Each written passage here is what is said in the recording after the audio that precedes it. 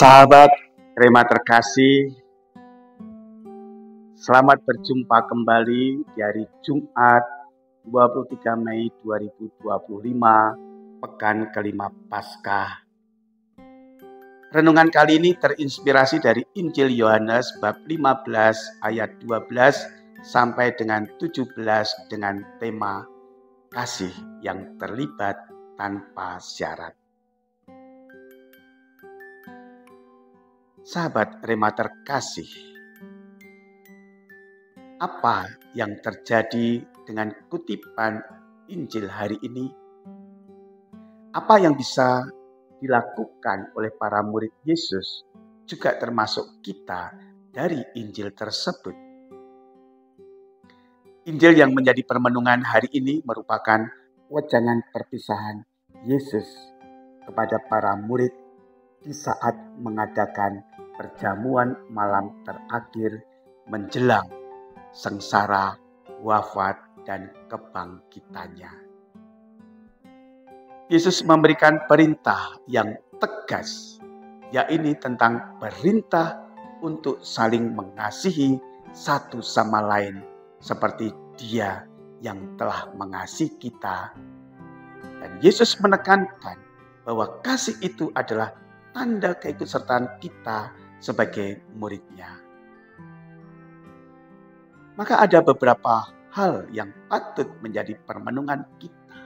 Yang pertama, kasih itu kita sadari sebagai perintah Yesus. Yesus memerintahkan kepada kita untuk saling mengasihi satu sama lain seperti Dia telah mengasihi kita. Bisa jadi ada orang yang berkata, mudah mengatakan kasih, tapi sulit untuk mewujudkannya. Perintah Yesus ini hendaknya menjadi jati diri kita sebagai murid Yesus, di mana setiap kehadiran membawa kegembiraan, sukacita, kesejukan, kerukunan, dan damai. Bukan sebaliknya, kehadiran kita sebagai murid Yesus menimbulkan perpecahan, sengketa, kebencian, maupun ketakutan. Dalam perjumpaan dengan pribadi lain, kita hendaknya bisa menghargai mereka, berlaku santun, menjadikan orang lain sebagai saudara. Yang kedua, kasih sebagai tanda keikutsertaan. Menjalani hidup dengan perkataan dan perbuatan kasih merupakan tanda bahwa kita adalah murid Yesus dan telah menjadi bagian dari komunitasnya. Dan juga bagian dari persekutuannya. Tuhan Yesus selalu menanamkan dan memerintahkan kepada kita untuk hidup dengan penuh kasih.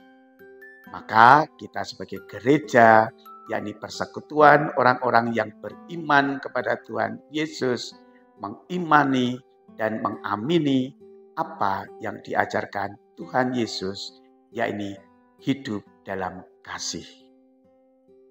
Dengan kita mewujudkan hidup dalam kasih, kita dapat menunjukkan jati diri sebagai pengikut Yesus yang menjadi tanda keikutsertaan dalam paguyuban atau komunitas murid Yesus.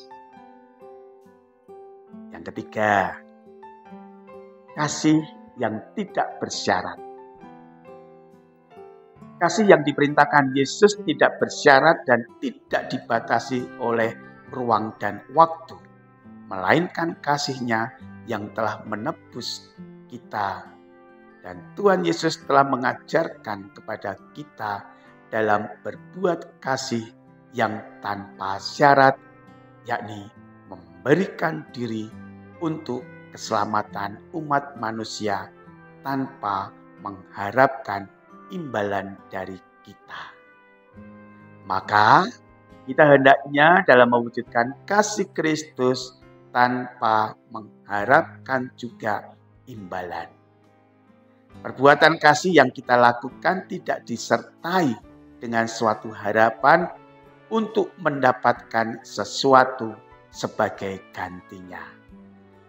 Kita berbuat kasih hendaknya tanpa disertai dengan syarat-syarat tertentu, seperti perilaku yang baik atau kebaikan dari orang yang kita kasihi.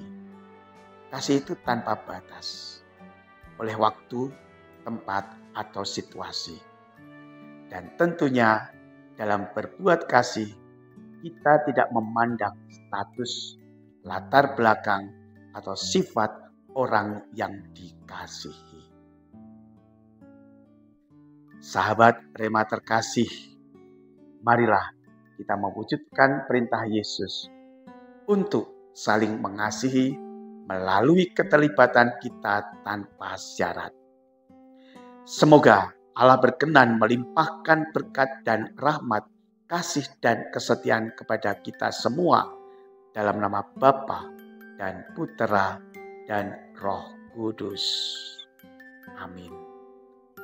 Keluarga Kudus Nazaret, terangilah kami, lindungilah kami, selamatkanlah kami.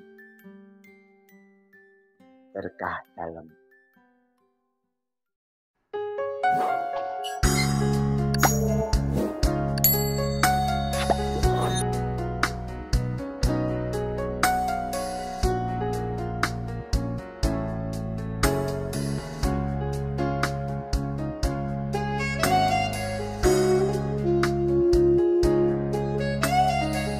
Sahabat Rema, sampai jumpa dalam program berikutnya.